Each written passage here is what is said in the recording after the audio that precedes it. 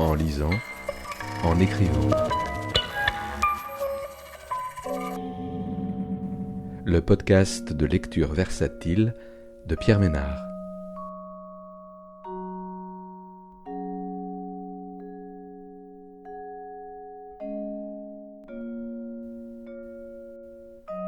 Aujourd'hui, Bingo de Marc Cholodenko, paru aux éditions POL en 2022.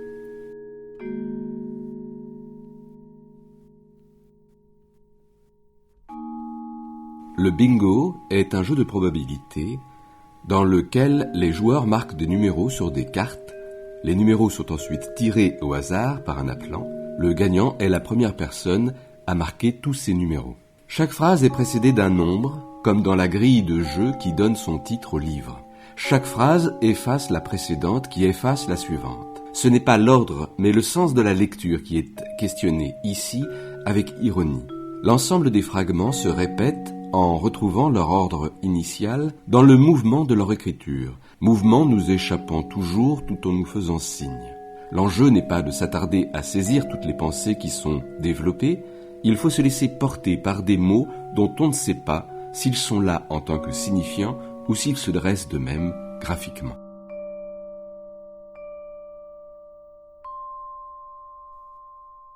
« 77.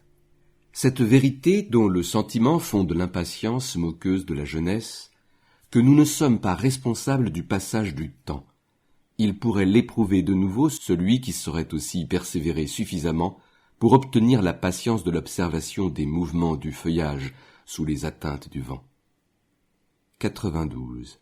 Ces petites choses, ainsi que nous les qualifions, pour les extraire de la masse de nos regrets ou remords, ne le sont pas plus que les grandes, toutes devant, pour passer du règne des hommes et des événements à notre univers, épouser la taille uniforme qui répond à sa mesure, et le monde des choses où il n'y a que les choses, et le nôtre, qui ne contient que les nôtres, devront attendre pour se confondre la venue de cette dernière, qui mériterait une capitale, et qui s'annoncera peut-être ou pas, comme n'étant aucune, ni à personne.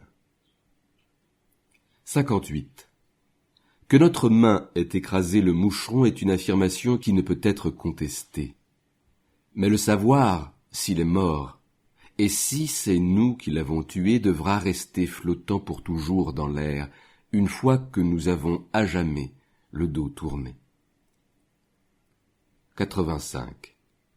Tendre l'autre joue, la plupart de nos prochains ne sont pas en position de le faire, ayant dès longtemps renoncé à se présenter de face aux éventuels affronts pour aller tête basse, mais couronnés d'épines en contrepartie et par anticipation. 95. L'impossibilité d'acquérir une connaissance ni accumuler une expérience intime des mots par leur fréquentation est due à leur nature qui est leur ensemble qu'une fois quitté, aucun ne conserve pour lui-même, ainsi que l'enfant le ressent qui ne rapporte pas ce qu'il entend à ce qu'il voit, ou celui qui regarde le filet d'air qui volette devant ses yeux avant qu'un choix ne le déchire, ou le rêveur qui se trouve introduit dans leur compagnie sans qu'aucune intention ne l'y ait attiré. 98. Plutôt que oiseuses, certaines interrogations sont volatiles à l'image de leurs objets, quand elles ne fournissent pas leur matière même, ainsi de celles concernant la provenance des idées, tombées comme une feuille morte sur une page d'avance périmée. 26. Ce terme d'arrière-pensée ne se réfère pas à une manière de penser ou une sorte de pensée, mais à un lieu qui n'en constitue pas la coulisse, le sous-sol, la mine, ni les limbes, mais un domaine d'espérance et de consolation. Leur paradis où elles furent sont et seront sans jamais avoir existé, depuis lequel ces saintes vierges font signe, en manière de dérision, de les rejoindre à celles qui ont déjà cédé à la tentation de se manifester. 79. Entre ce qui devait arriver et n'arrivera pas, tout en étant habité tumultueusement au mode conditionnel, le temps a continué de s'occuper au gérondif, celui de son passage, tel celui du cheval dont l'écuyer attend qu'il progresse lentement vers l'avant parfaitement droit, sans balancement latéral. 64. C'est de l'air, quand il ne laisse plus distinguer les choses, que nous cherchons à attirer la charge de notre dernier regard qui l'a purifié, conservé là, en tant que son œuvre même, pour nous en oppresser comme si cela qui, du sens, reste ondoyant entre le corps et l'esprit, nous le lui sacrifions en échange de notre souffle. 100. Il est certains moments dont la trace empreint la conscience au point qu'ils excèdent la capacité de la mémoire et dressent à sa limite un tombeau encore vacant, un cénotaphe occupé. Du verbiage des choses. Brutalement rejeté, le drap déploie dans l'air une aile froissée. Même renvoyé en bout de page, sous les ratures et les effacements, la soustraction persiste dans son exactitude. Inséré dans son linceul blanc, le tabac est présenté à la flamme libératrice ou vivificatrice.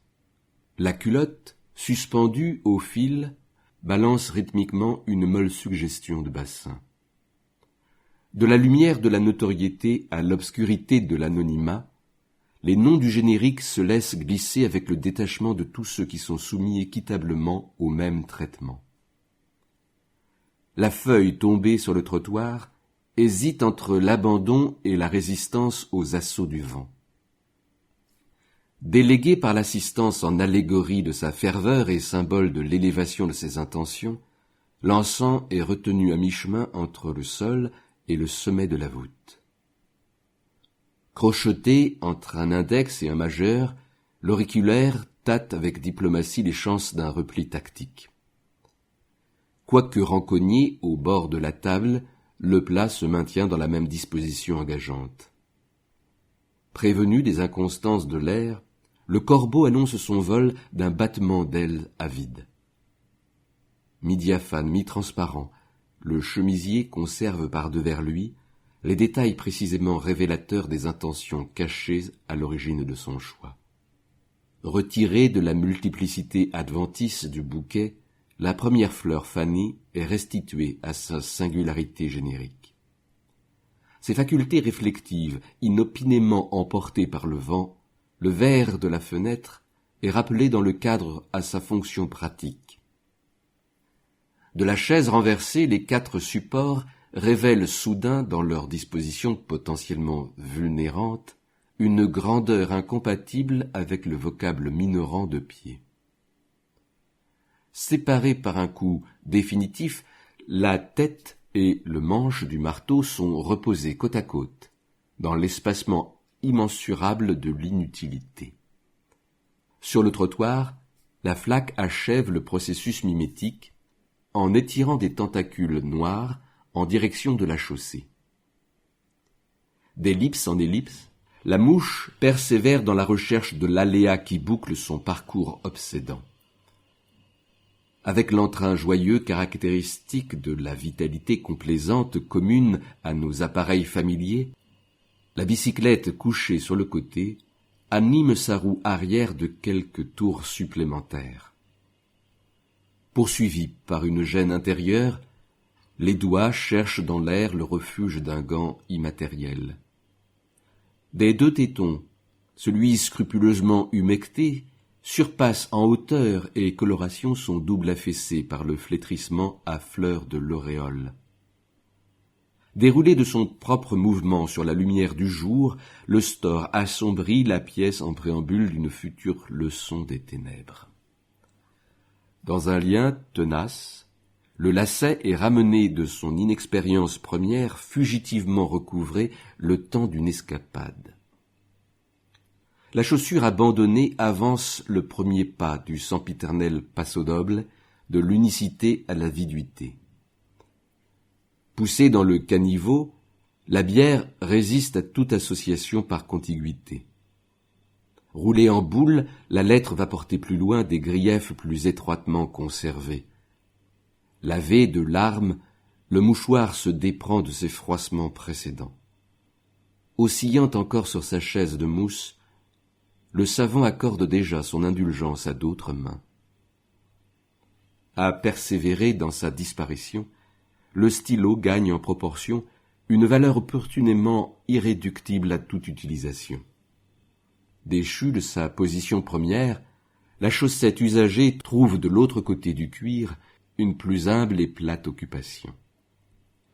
D'ondoyer incessamment, d'une souple danse serpentine, la serpillière chasse à l'autre bout du manche toute la semblance servile de son activité.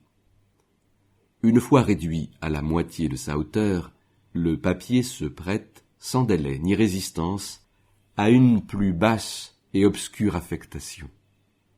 Du fond de la corbeille, sur la photo déchirée, les deux moitiés du sourire exigent d'un air narquois une immédiate réparation. Assistée des deux mains attentives à sa position, la râpe retient son inclinaison à l'acerbité. Sous le densotement de ses manches et de sa jupe impatiente de la soirée prochaine, la robe promenée sur le cintre couvre son indifférence pour toute chose, son corps excepté. Repoussée au bout, au pied du lit, la couverture rehausse encore son attachement par sa configuration canine. Dans le caniveau, le mégot de cigare rachète sa cherté passée en assumant les dehors ignobles de l'étron. Sous l'effet d'une saisie évasive, à l'horizontale, la pondération dont par son obliquité, elle s'est graduellement délestée. Exposée sur son socle, la vieille encre exhibe conjointement avec sa suffisance perdue celle pitoyable des objets débauchés. Sillon après sillon, le peigne s'entête à amender en ordonnance l'aridité de la perpétuité et de l'impermanence.